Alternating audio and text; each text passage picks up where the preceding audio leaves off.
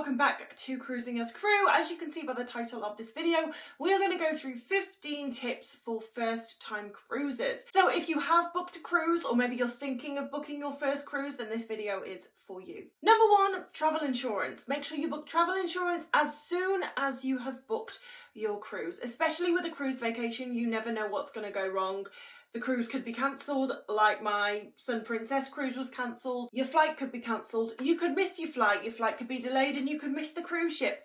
You never know what's going to happen, so make sure you book travel insurance as soon as your cruise is booked. Before packing for your cruise vacation, I would advise going on the cruise line's website to make sure that there are no prohibited items that you were considering taking with you. You might have thought about taking a letter opener on board with you. That will be confiscated most likely. Some people have tried to take guns on with them. That will also be confiscated. So it might not be that drastic, but I would just check on the website to make sure that there's no items that are going to get confiscated when you get on board. Most of these cruise lines now will require you to download an app on your phone, whether it's the Princess app, the Royal Caribbean app, the Virgin app. They have all got an app. What you need to know is you must download these apps before you get on board the cruise ship. Even if you are planning to buy the Wi-Fi package that the cruise line provides, it's going to be shit. Like 9 times out of 10, it's going to be shit. So make sure you have all of the apps that you are going to need for your cruise already downloaded before you even go on your flight. Make sure you tell your bank you are going to be traveling. It is super important when you are going on a cruise ship because you're going to be in a different destination every day. So if your bank doesn't know that you're on a cruise, it looks exceedingly dodgy. You know, one day you're buying something in Cozumel, the next day you're buying something in Miami. It looks weird. So make sure that your bank knows that you're going to be on a cruise and you're going to be hopping from destination to destination. Most of us tend to do a little bit of research on the cruise or the hotel that we're staying in when we go on a vacation. So most likely you have seen there might be a restaurant that you want to try, there might be a show that you really want to go to while you are on board. If it is an event that you have to book for, make sure you book either before you get on board or as soon as you get on board. Sometimes you can book these events through the app, but I am still a fan of booking in person. So even if you have booked this show or this restaurant on the app before you even got on board, as soon as you embark the cruise ship, I would recommend making sure that booking still stands or booking it in. I would do this before you even go to your cabin or before you grab some food.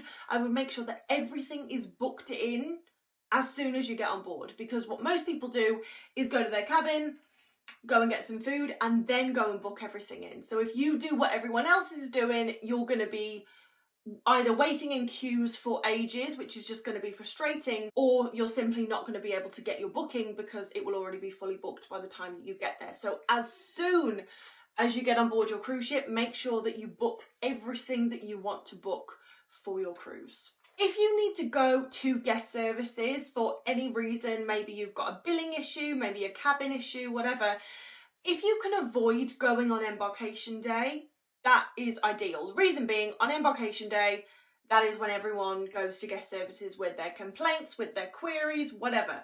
So you are going to be queuing up for ages, and you just don't want to be spending your cruise vacation, especially if it's your first time, queuing up in a guest services queue. I promise you, the day after embarkation day, no one's going to be there.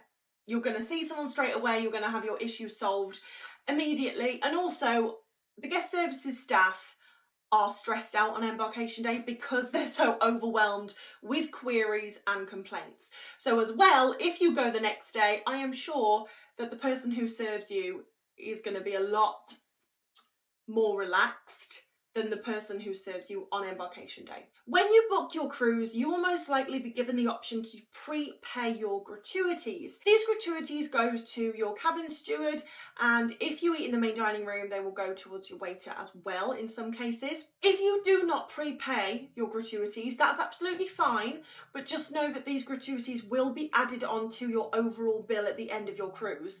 So don't be surprised that, you know, if you're like, well, we only spent $100 while we were on board, it's going to be more than $100 because they've got to add those gratuities on. And yes, it is important that you pay your gratuities. So please factor this amount in when you are booking your cruise, because it has happened before.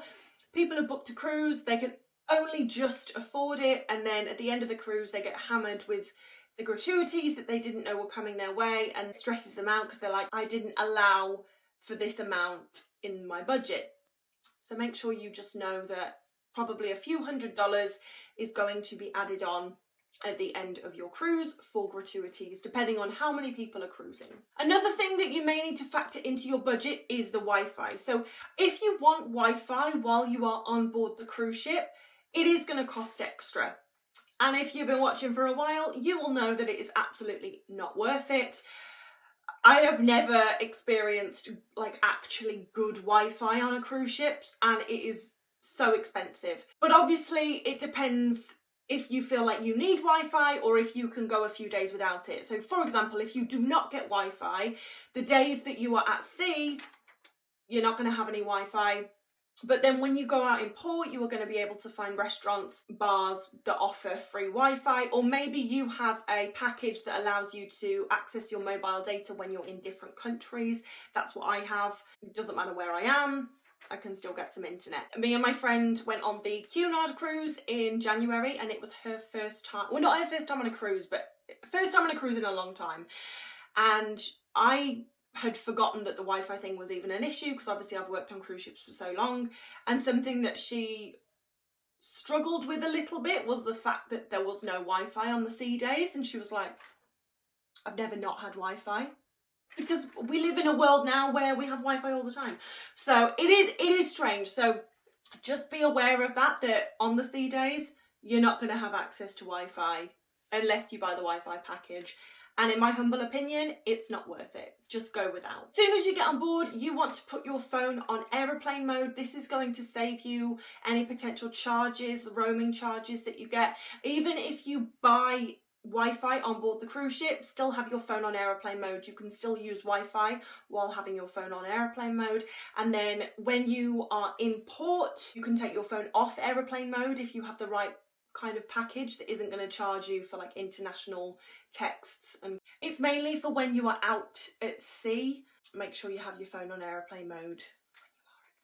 Don't ever go in crew areas. I know sometimes it can be tempting, but crew areas are actually quite dangerous. All the crew members are trained to be in those areas. There are forklifts, there's all sorts happening in crew areas. There's trolleys, there's just full of hazards. So stay away from crew areas. Also, you can get in a lot of trouble if you are found venturing in the crew areas. Don't throw anything overboard. Anything. Nothing goes overboard. You can be arrested. If it's your first time on a cruise ship, or actually even if it's your first time on this specific cruise ship, it can be quite hard to navigate. But something to bear in mind is all the walls on a cruise ship are magnetic, and your cabin door is also going to be magnetic. So what I suggest is if you take a magnet with you, it doesn't have to be one like this, but I don't know, just a big magnetic picture or whatever, and you stick it outside your cabin door, it can just make it easy to identify, because obviously on a cruise ship, everything looks the same, all the cabins look the same. And sometimes it helps if you've got a visual aid to help identify where your cabin is. If you want to treat yourself to a spa treatment, the spa usually runs offers on port days when most people are off the ship. So if you do want to save a little bit of money, because the spas on cruise ships do tend to be pricier, then there's always going to be an offer on a port day. Most likely the shops on board will offer alcohol, duty-free alcohol, and of course you will have the option to buy alcohol when you are out in port as well. Just know that this will be confiscated when you get back on board, or if you do purchase alcohol in the shop on board, they will keep it and it will be delivered to your cabin on the last night of the cruise. A lot of people think, oh, well, I'll buy, a bottle of whiskey or a bottle of vodka to save money at the bars. No. It's going to be confiscated for that very reason. The cruise line obviously wants you to spend money at the bars. The only loophole is if you take alcohol on board with you on embarkation day. But anyway, those are my tips for you if it's your first time cruising. I hope you find these helpful, and if you have any questions, you can leave them down in the comments and I will try and get back to you. But I hope you have a fantastic rest of the day, whatever you decide to do, and I will see you in the next video, guys. Bye!